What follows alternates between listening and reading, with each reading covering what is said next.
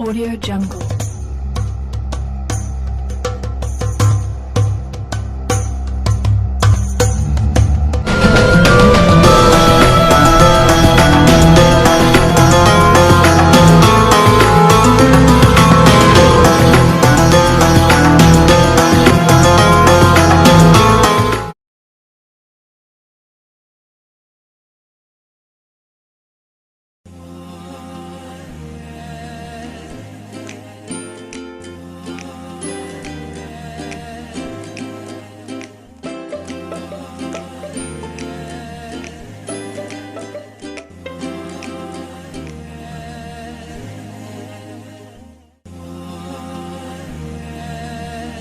Assalamualaikum warahmatullahi wabarakatuh. Bismillahirrahmanirrahim. Alhamdulillahirabbil alamin. Wassalatu wassalamu ala asrofil anbiya'i wal mursalin sayyidina Muhammadin wa ala alihi wa sahbihi ajmain. Qala Allahu ta'ala fi kitabihil karim. A'udzu billahi minasyaitonir rajim. Bismillahirrahmanirrahim. Rabbis shrahli sadri wa yassirli amri wahlul 'uqdatam min lisani yafqahu qawli. Al-ayah amma ba'du. Gimana kabarnya anak-anakku hari ini? Sehat? Alhamdulillah. Sudah bangun belum?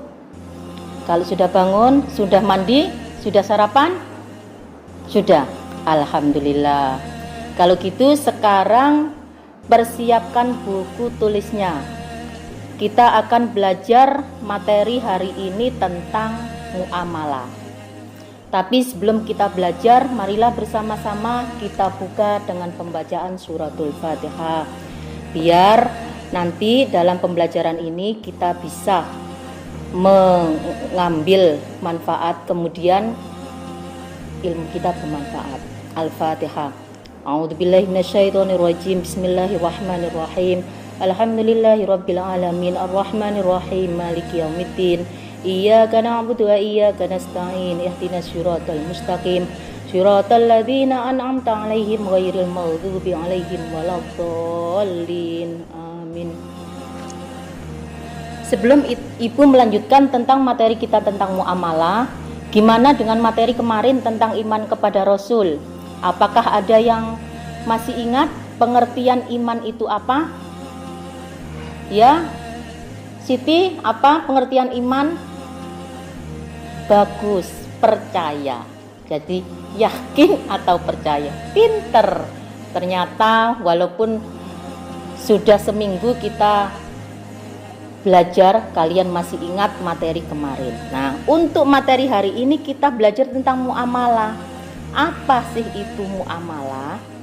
Muamalah itu sebuah hubungan manusia dalam interaksi sosial sesuai syariat. Karena manusia itu merupakan makhluk sosial. Jadi makhluk sosial itu makhluk yang tidak bisa hidup tanpa bantuan orang lain. Jadi walaupun kita sekaya apapun, sepinter apapun, pasti kita butuh bantuan orang lain. Itu namanya makhluk sosial. Nah, untuk macam-macam muamalah itu ada bermacam-macam. Yang pertama jual beli, kemudian utang piutang, sewa menyewa. Yang keempat syirkah atau kerjasama dua pihak. Yang kelima mudharabah, akad kerjasama antara bank selaku pemilik dana dengan nasabah. Kemudian yang kelima musyakoh, mujaroah, muharabah, yaitu kerjasama pemilik hubungan kebun dan penggarapnya, petaninya. Nah, untuk pertemuan hari ini kita akan belajar tentang jual beli. Jadi nanti kita akan bertahap. Yang pertama kita belajar tentang jual beli. Nah, apa pengertian jual beli? Jual beli itu menurut bahasa artinya saling tukar. Maksudnya apa? Maksudnya jual beli menurut istilah yaitu pertukaran barang antar dasar saling rela atau ridho dengan cara dan syarat tertentu. Dalil jual beli itu dalam surat Al-Baqarah ayat 25 disebutkan wa ahallallahul bai'ah wa harramar riba. Allah telah menghalalkan jual beli dan mengharamkan riba. Jadi hukum jual beli kalau misalkan didasarkan surat Al-Baqarah ayat 275 itu hukum asalnya itu adalah boleh atau mubah. Syarat jual beli. Sebelum Ibu menjelaskan tentang syarat jual beli, kira-kira ada yang mau tanya nak tentang macam-macam jual beli? Pengertiannya tadi sudah mengerti semua? Sudah, bagus. Jadi untuk syarat sah jual beli, syarat sah jual beli itu ada penjual dan pembeli. Jadi kalau misalkan ada penjual dan pembeli, syaratnya satu, harus berakal sehat. Jadi kalau misalkan yang jualan atau yang beli itu orang gila, ya nggak sah. Jadi harus berakal sehat. Balik, jadi pengertian balik ini kalau misalkan kalian kemarin ketika kelas 10 sudah diajarkan tanda-tandanya balik. Kalau misalkan perempuan itu sudah berumur berapa? 9, kalau laki-laki 15 tahun. Kalau perempuan misalkan sudah keluar darah haid, yang laki-laki mungkin mimpi basah, kemudian ada perubahan dalam bentuk tubuh. Kalau misalkan perempuan payudaranya mungkin membesar, laki-laki suaranya kemudian suaranya besar. Kemudian setelah itu bisa membedakan antara yang baik dan yang buruk, mumayyiz. Yang kedua, syarat sah jual beli itu syarat barang yang diperjualbelikan yang pertama suci. Jadi kalau misalkan jual belinya barang haram, ya tidak boleh. Yang tidak suci, bermanfaat, ada manfaatnya, itu syarat barang yang diperjualbelikan. Diketahui kadar, jenis, sifat dan harganya. Jadi masa kamu ketika mau beli sesuatu nggak tahu barangnya, nggak tahu harganya, pokoknya beli.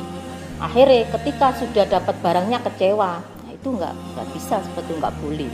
Jadi harus tahu bentuknya itu seperti apa, harganya seperti berapa, jenisnya kayak apa itu. Kemudian syarat barang yang diperjualbelikan itu harus milik sendiri. Jadi kalau misalkan ibu mau menjual suatu barang tapi itu miliknya teman saya jual, itu tidak boleh.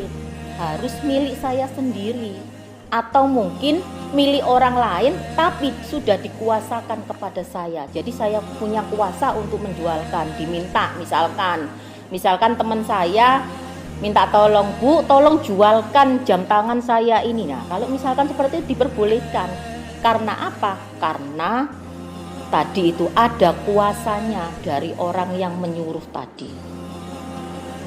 Kemudian ada ijab qabul.